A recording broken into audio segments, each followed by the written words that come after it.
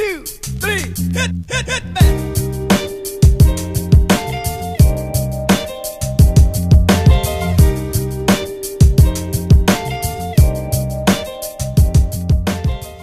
Hey guys, Kicking It Old School is back with the Be Different podcast. Of course, we have Andy Mack, and we have some actual basketball to talk about, a little bit of recruiting news as well. But before we get to a little bit of Xavier basketball, Andy Mack, how are you doing this morning? It would be difficult to have a Kicking It with Old School with Andy Mack without Andy Mack. You said it would be, I'm here. I'm wondering if it would be impossible.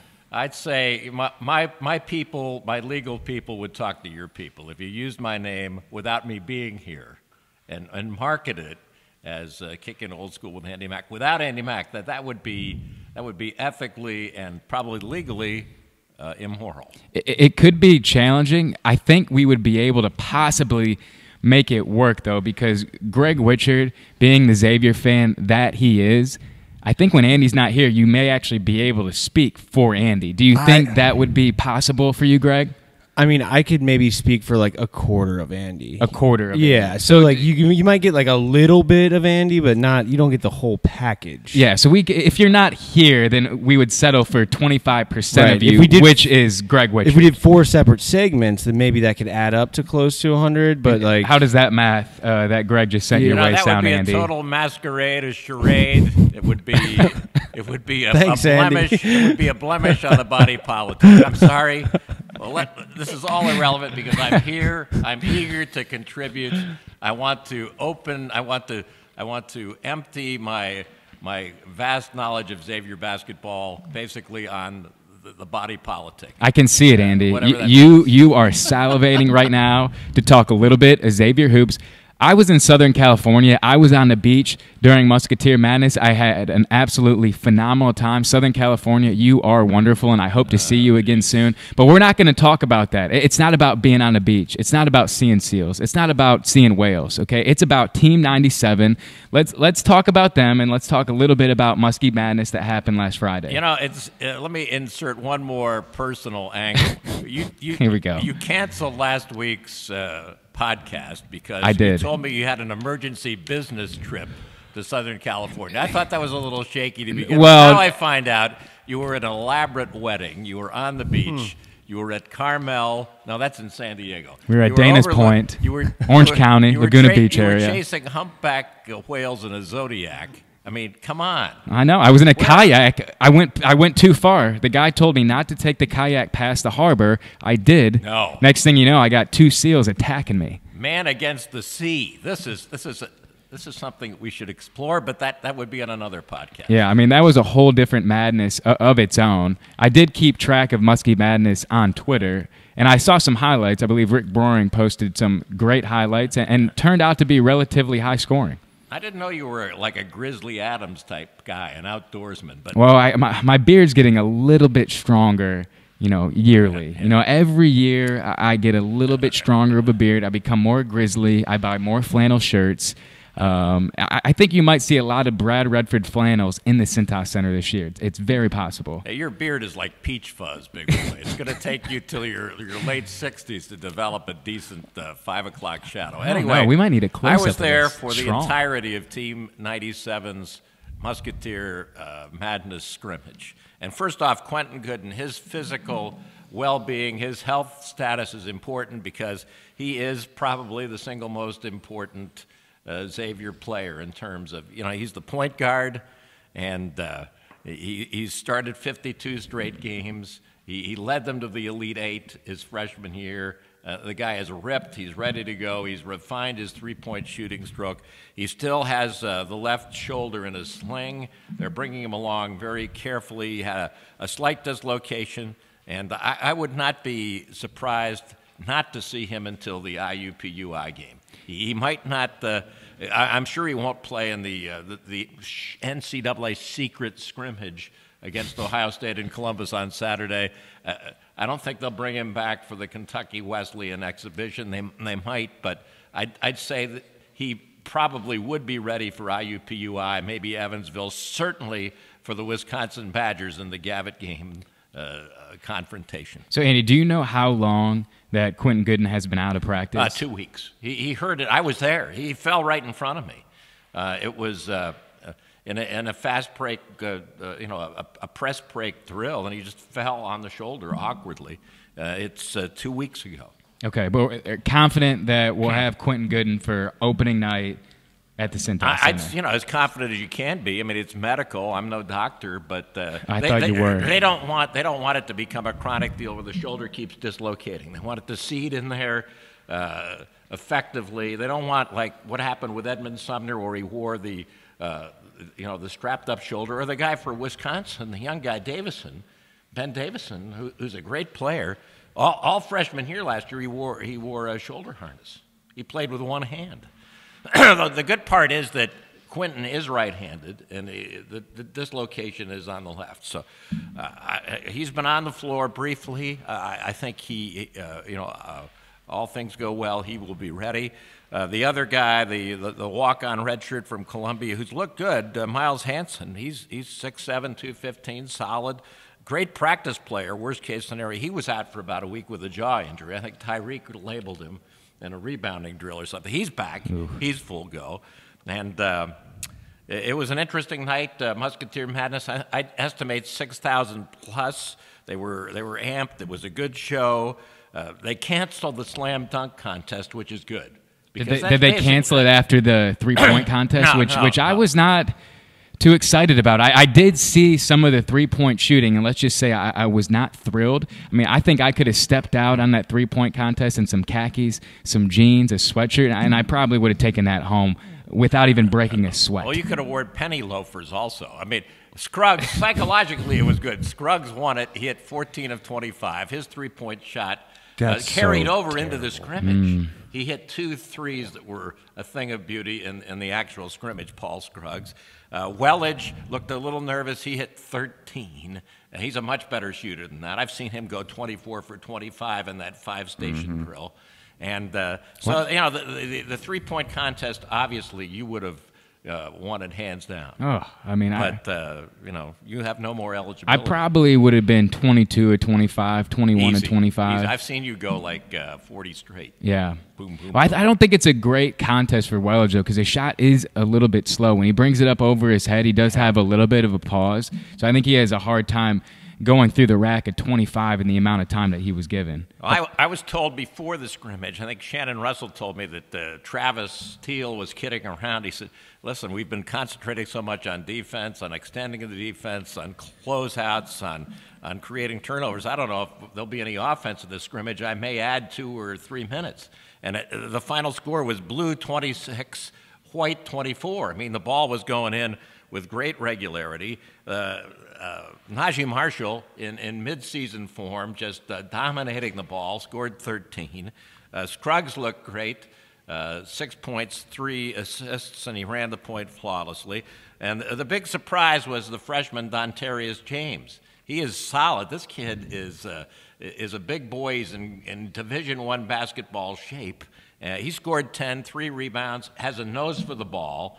I believe he can rebound inside, even in the Big East. It looks like that to me. The question is, can he be effective enough defensively to play significant minutes? And I think Travis is working toward developing him as maybe the third big in a smaller lineup because, with only 2 legitimate 5 guys, and Zach Hankins, who looked good in the scrimmage, and Tyreek, who looked good in the scrimmage, that they're going to need some support there from a guy like Dontarius James. The minutes are there. If he can learn the defense and play anything like he did in that scrimmage. Of course, was it good offense or bad defense? I don't know. You're playing each other. The truth is somewhere in the middle. But Dontarius knocked it out of the ballpark. Yeah, and he showed his ability to step out to the three-point line, hit a couple of three-point shots as well. If you're able to get Dontarius James hitting some three-point shots, that's a big bonus for the Xavier offense. That's for sure. He would be an important addition to the rotation, I think. But overall, I thought thumbs up on the scrimmage. It was entertaining, scored a lot of points. The pace was good. They're playing really fast. They play fast in practice. That's where the puck's going at all levels of basketball. Move it up and down the floor, get the shot up quickly, and the emphasis is on the three-pointer. I don't know if Xavier's going to be a great overall three-point shooting team, but certainly Quentin Gooden's stroke has improved over the first 2 years. Scruggs is shooting the three. Najee hit 2 great threes off the dribble. I mean, they were like 22-footers. And Wellage is a great catch-and-shoot guy. And they're looking for him on the offense. I mean, they're playing a lot of two-man game where Najee will penetrate, draw the defense, and he'll flip it up over his head to Wellage, spot it up, at the wing extended. Boom, it's on the way. Well, and I like Scruggs' playmaking ability, and he seems to have really found a comfort level in this offense. He started it at the end of last year, but he looks to be playing with a lot of flair. He can get in the lane. He can attack. Paul Scruggs has a very high ceiling. I mean, if he can continue to go on the trend that he's going right now, I mean, if he's in that kind of form, Big East season, look out for Paul Scruggs. Physically, he is ripped. Last year he had the knee problem. It affected his conditioning. He was probably overweight. For us, I mean, for me, he looked in great shape. But now he and Quentin Gooden are both cut, and they're ready to run. They're ready to play. They're capable, if they can avoid injury, of playing 30-plus minutes a game. Scruggs is not a backup. It's going to be point guard 1, Quentin Gooden, and 1A Scruggs playing together as a backcourt tandem. I think last year, Chris Mack forced it a little bit because Scruggs had such a great resume. He's such an important player. He's ready now. The big question with this team is leadership.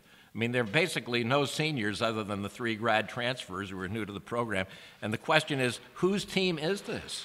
Last year, it was JP and Trevon Bluiett's team. And there's no doubt about it, and the other guys deferred to them, and why not? They scored almost 4,000 points between them at Xavier. This year, whose team is it? And I think Quentin Gooden, Tyreek, Scruggs, Najee, all those guys are ready to step up and say, it's our team. And they're not shy about it, and they're much more vocal this year. Yeah, and I think it'll take some time, too. Who is going to be the one guy from a leadership communication perspective that is really able to step up? Will it be Quentin Gooden? Will it be Najee Marshall? Najee, obviously your most talented player, but will he be the vocal leader that Xavier needs as you move into the Big East season and you really get into the meat of this schedule? I think it'll take some time, and that's okay. Tyreek, a guy who is very, very vocal. It'll be interesting to see how this team comes together from a leadership perspective, like you're saying. And you're right. It's going to be either Quentin Gooden, it's going to be Najee Marshall, it's going to be Tyreek Jones. Who's going to be that guy on the court, constantly talking to players, bringing the young guys on board, even some of the transfers that haven't been in the Xavier uniform that long as well. They need those Xavier guys that have been here to kind of take over and show them how to win those games. That's why they play the exhibition game against Kentucky Wesleyan on November 1st, which is a week away. That's why they're going up to Ohio State on Saturday to play the Buckeyes in Columbus in the super secret NCAA scrimmage. We won't talk about that anymore. We don't want a violation here. Don't talk about it here, please. That's why they play 13 non-conference games. They're going to Maui against a very tough field there. They're playing Wisconsin.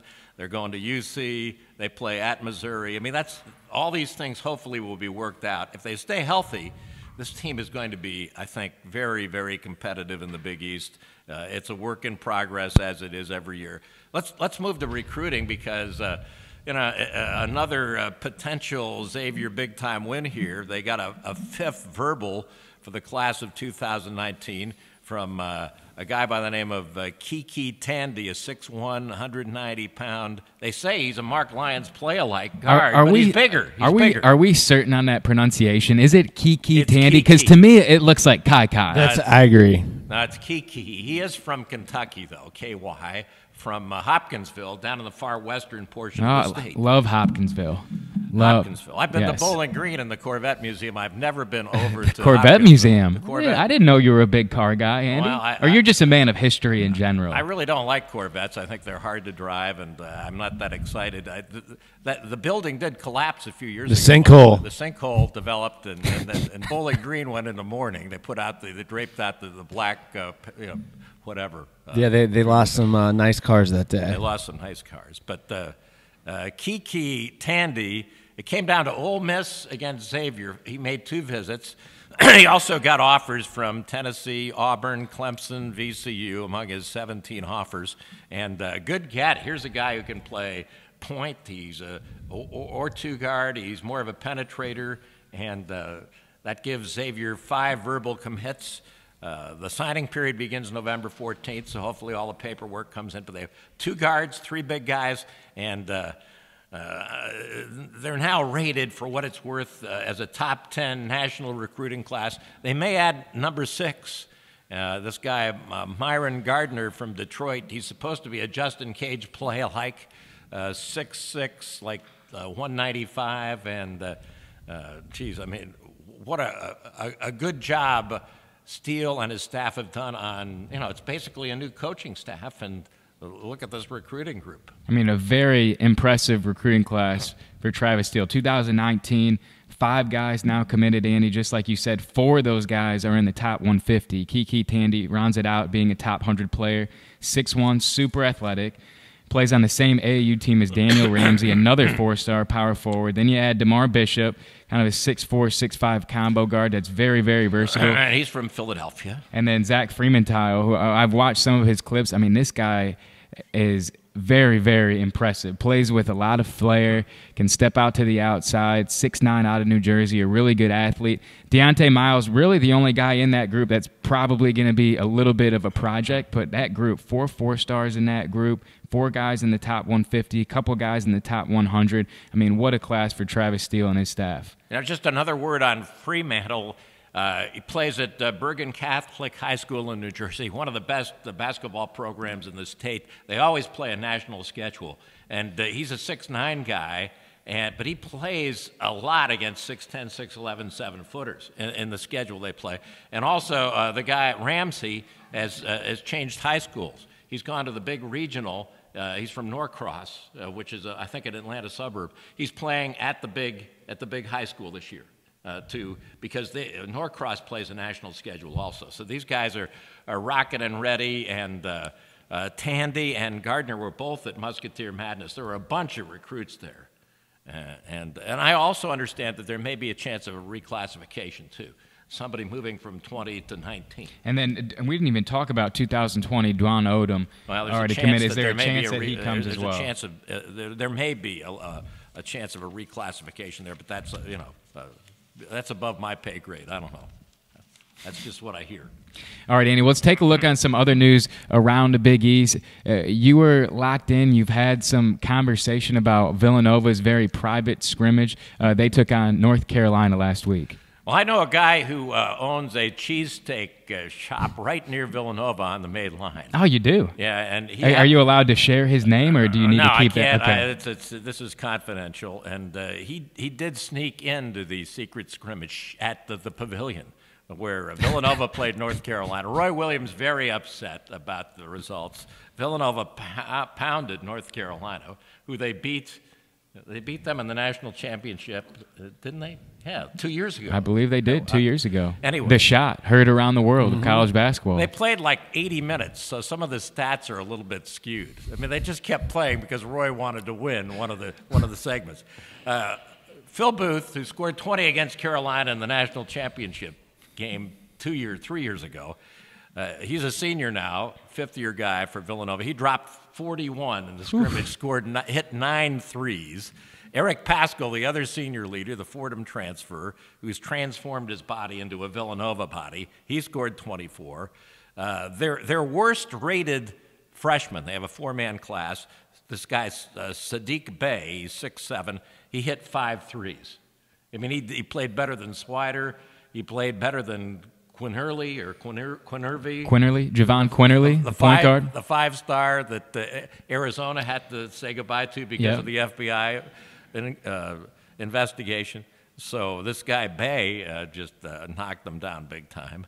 And so it looks like, I think the big question with Villanova, Brad, is Javon, whatever his name is. Javon Quinherly. Can he move in as a true freshman at the point? They all say, well, look at what Brunson did. Well, Brunson was, Archdiacono was still there when Brunson was a freshman. Brunson was not the main point guard. He came off the bench. He played 24 minutes, but he was basically a backup point, and he played in tandem with Arcidiacono. So it's sort of like here's the ball to a true freshman who's a great player, and they got Gillespie, the other guy, who's a really good player, but he's not a Jet.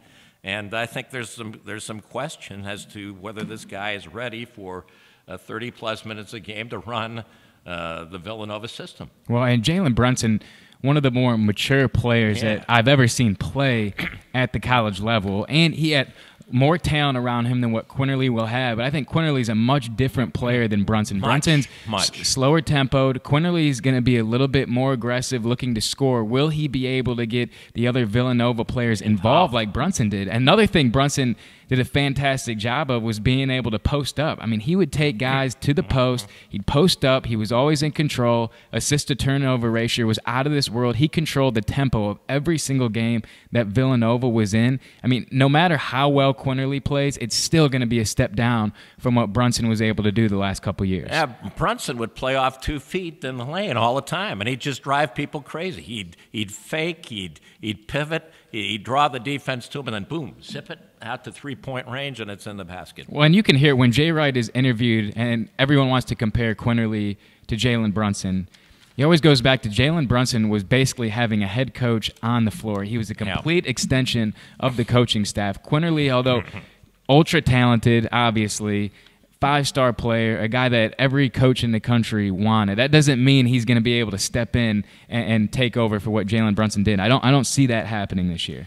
Still, Villanova is super talented. They're being picked to win the league, which is probably logical. I'm not downgrading Villanova. I'm not wishing them bad luck. But, for a bad season for them these days might be like 13-5 in the league.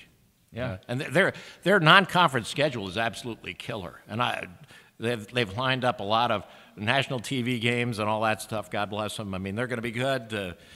But I don't think they're going to be impregnable. All right, and some other news around the conference. Mustafa Heron of St. John's is eligible to play immediately. The junior who moved on and transferred from Auburn after his sophomore year was the leading scorer on an SEC team that won the SEC title, averaged over 16 points per game. What does that do to the St. John's Red Storm in your mind, Andy Mack? He's a New Jersey guy, and they convinced the NCAA that his mother's illness was enough reason to move closer to home, so they waived the residence requirement. He didn't have to redshirt. He's immediately eligible. And, if you look at Villanova's obviously going to play 3 guards, Justin Simon, Shamori Pons, and now St. John's. St. John's. Yeah. And Mustafa Heron. They've got Marvin Clark. That gives them 4 excellent core players. The problem is that the big guy, Tariq Owens, who was skinny but a really good rim protector, he transferred for some reason. And they've got a transfer from South Carolina who redshirted last year. He's supposedly their big guy. Now, I mean, offensively, they look they could spread the floor. I don't know how the three-point shooting. I don't know where that's going. They're going to score a lot of points, but the same problem with St. John's. Will they defend, and can they rebound? And for Chris Mullen, can he make decisions at the end of the game, and can he make winning decisions, and can he make changes from the first half to the second half? We haven't seen that. Andy, I'm going to read you a couple numbers, and Greg, I'm going to read you a couple numbers. Oh, perfect. Because I know you're a numbers guy. Chris Mullen's in his 4th year as head coach. In his first 3 years, record 38-60. In the Big East, 12-32. 12-32 in the Big East. And there's a lot of proven cultures and big-time coaches in the Big East. I don't think you can just expect St. John's to come in, and although on paper they may look like the most talented team or one of the most talented teams, that does not mean that they're going to finish at the top part of the Big East. I think the Big East Conference and the New York media want St. John's to be an impact team. And maybe we should all want it too, because it's good for the Big East on a national scale in terms of publicity. So the preseason expectations, they're rooting for Mullen because he was a great hero in New York. They got Mitch Richmond on the bench, who was an NBA guy. I've sat behind Mullen's bench twice for extended period. He's a good coach. The players love to play for him. I don't think it's a matter of his not knowing X's and O's or being able to call plays at the end. I think Steve Lavin left him nothing. It was totally stripped naked. And he's had a couple of recruiting foibles. He had the two great recruiters to start off, and they didn't get along. So it cost him the first year because they were arguing all the time. The guy from New York AAU and the guy he brought in from Iowa State. They weren't on the same wavelength. I mean, I think he's arranged a pretty talented core four. If he can fill the holes, develop some depth, and find somebody to rebound the ball and play a little defense, I think they could be 500 or better in the league. Well, you have two of the more exciting players in all of the country, in Pons and Heron, playing together in the backcourt, which is great for the Big East and great for college basketball. I don't know that it necessarily means that they finish in the top four of the Big East, though. I'm not able to say that right now. You have teams like Xavier, proven culture. Providence has enough talent and proven culture. Villanova. I think Marquette has some serious talent as well, and they're still kind of trying to figure it out. But there's still a lot of work for do. St. John's is not just going to go on the road and win games in the Big East because they have Mustafa Heron and Shamari Pons. This team has to come together. They have to figure out what they're going to do from a tempo standpoint, and it can't be Pons and Mustafa Heron dribbling 30 times around the floor because no one else is going to want to play with them. So there's still a lot, I think, to figure out there for that group to come together as a really elite unit. The beauty of this whole thing is that Xavier and St. John's are both playing off the Big East platform. It's not like the old days of the MCC and the A10 where you had to win the league and then hope maybe to get an at-large bid. Over the 5 years of the new Big East, there have been a total of 28 NCAA bids for the teams. That's an average of 5.6 NCAA bids per year. So, you know, you can rebuild and retrench a little bit and still have a good the worst case scenario for the Big East this year is 4 NCAA bids. I think 5 is probable. I mean, this is all blue sky stuff. They've gone 7. I mean, I don't think there's enough veteran talent to go 7 deep this year. But if the Big East doesn't get 5, that's 50% of the league. That gives coaches and players a little rope. I mean, you don't have to go 12-1 in the preseason, pre-conference, and pray that you win 15 league games to get in the NCAA. Well, this year, probably more than any other year so far since the Big East was realigned, it's going to be important for teams like Xavier and Providence and St. John's to really win some games in the non-conference before getting into the Big East, because that's where you start to get into trouble. If you got 4 or 5 of your top teams that weren't able to beat those top 50 programs in the non-conference, now you go into the Big East, no one really knows how good they are. That's when you go from a conference that gets 7 teams, 6 teams, to a conference that gets 3 or 4. And analytically, it's a little different ballgame this year because the RPI is not the be-all and end-all in terms of rating teams. They've got the new NET, the NCAA evaluation tool, which is a much more complicated algorithm. They're using point differential, defense, offense. They're using home and away. They're using a margin of victory, a number of – it's not just winning percentage. So it's going to be interesting to see how that plays out. And the way this is done, the big 5 power conferences, this NAT is going to benefit them. That's the way it always works. And the Big East's role and how they fit in, I mean, it's not going to be helped by this NAT, I don't think. Andy, we shook a lot out right there. I see Greg's head spinning, my head spinning, the NET. How do we say that again, Andy? I need it one more time. The NCAA evaluation tool, the NET. NCAA RPI evaluation is tool. History, feathers, forget it. See you later. It's out of here. It was always Xavier's friend, the RPI. We love the RPI. We also like Ken Pom, but how do you like Xavier's Ken Pom ranking? Ken Pom always undervalued Xavier. Oh. They start the year. I'm a subscriber. When I spend money on anything, you know, I mean, Andy Mack's wallet is locked in a gun safe. Well, I know. Right? I just spent my $20 for Ken Pom. What a wealth, a treasure chest, treasure trove of information and statistics. I don't know how he updates it like he does, but the Xavier's 55th. 55th. Which is fine. I mean, that's the top 20%. I mean, I don't know how he does it. There's no empirical information, but he's got him rated 55th. There's room for upward mobility. Let's put it that way.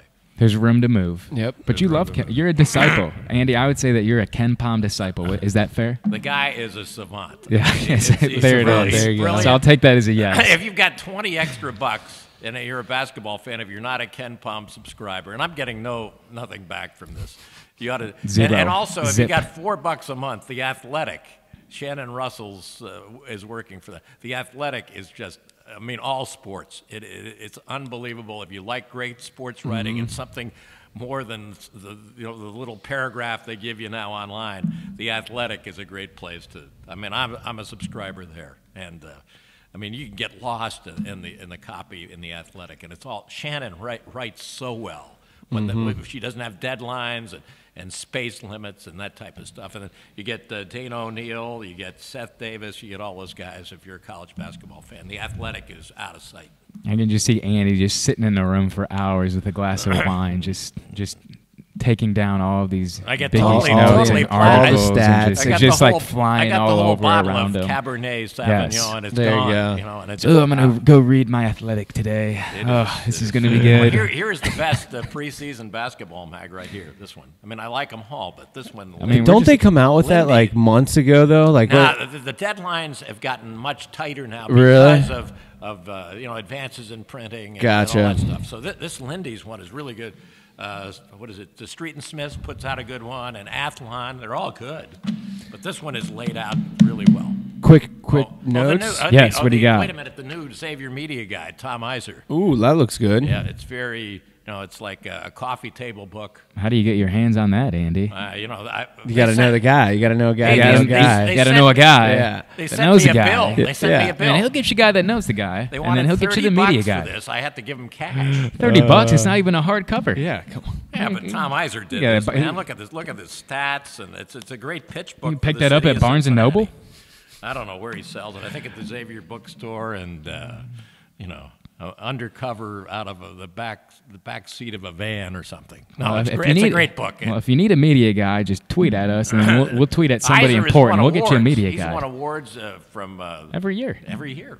I mean, he does a great job. MVP. Mario Macura is a big input guy to this, and It's Tom Iser is running a dynasty when it comes to media guides. I mean, the dynasty that he has created for Xavier basketball and the media guide is pictures, statistics. I mean, the whole deal really recaps the history of a storied program. you got charts, you got arrows, you got everything there. whole deal. That's all you need. Just like that Arlo Guthrie song, if you remember that one. It's a long shot. Arlo Guthrie. Arlo Guthrie. No, You don't remember Arlo? I do I not. don't know. Woody Guthrie. Now that goes way back. Yeah. Way back. Andy, you're dating yourself That's right now. bud. hardcore. All right. Well, crosstown shootout update quickly. how many days until the crosstown? Well, it's December 8th, so we're on the 20th. I don't know. And it's a 2:00 2 game, o'clock right? game. 2:00 game on a Saturday on ESPN2. Just give you a quick idea what the Bearcats are doing to get ready.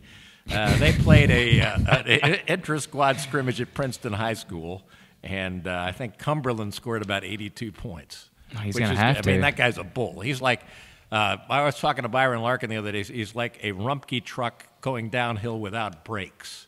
That's Cumberland he's a man. Anyway, he played well, and as we expected. But UC plays their secret NCAA scrimmage Sunday in Indianapolis against the Notre Dame Fighting Irish. They play their exhibition game, I believe, at Fifth Third, the rehabbed arena there, against Tusculum on November 1st. Columbia? Tusculum is from Tennessee, I think. Oh, somewhere. I'm sorry, not sure. Sorry. Anyway, I thought you were talking about the highway. And then let's see. They open the day after Xavier on November 7th. They play the Ohio State Buckeyes at the Fifth Third Arena. The new arena. And All right. we've got the Big 12 Big East Challenge that starts next year. And they've got 4 matchups already for that. Kansas, Villanova, Texas versus Providence, Oklahoma versus Creighton, K-State versus Marquette, and they're going to be doing 6 more. And then the Charleston Classic next year is what Xavier's tournament's going to be. And they will be playing with UConn, Florida, Xavier, Miami, Penn State, St. Joseph's, Towson, and Missouri State. Is that Charleston, West Virginia? No, Charleston, South Carolina. It is South Carolina, yeah. Charleston, West Virginia. That They play that game in a coal mine. Yeah, that would It be wouldn't be good. That would be No, bad. that would not be a good tournament. Maybe it'll be a miracle. Miracle. Well, I'm just glad that we finally have some college basketball to talk about. By the time Andy comes on next time, we'll have the scrimmage to talk about, which I know that Andy will get information on that. And then Kentucky Wesleyan next Thursday, exhibition at the Cintas Center. We'll have that as well. Hey, by the way, the NCAA has loosened up on the secret scrimmage. Coaches are now allowed to make general comments after the scrimmage about what happened. They cannot use any statistics. No statistics allowed. Only general comments about who played. That's it. That's good. Well, Andy Mack, you got us up to date on recruiting, Muskie Madness, the three-point competition, as well as around the Big East. We talked a little bit of Villanova, a little bit of St. John's, and now that college basketball is heating up, Andy, we're going to have a lot to talk about on the podcast. Be sure to subscribe to the YouTube page if you haven't already. We'll also have the audio versions up on Apple Podcasts. Follow the Be Different Podcast on Instagram and Twitter, every social media. We are out there, and if you like it, share it, give us a like. It goes a long way as myself, Andy, and the recruits continue to move forward. I know we're running along. I want to get a plug in, though. I have my Maui travel guide, because I've been lucky enough to be there several times. And Xavier's playing in the Maui Classic. I have it up on Musketeer Madness. It's all my favorite spots on the island of Maui. Make sure to fire that up. We'll tweet that out, too. Tom, make sure we get that up on the Twitter. All right? Fair enough. We'll get it done. For Brad Redford, Andy Mack, Greg Wichard, Nick Given, Kicking It Old School with Andy Mack and the Be Different Podcast are out of here.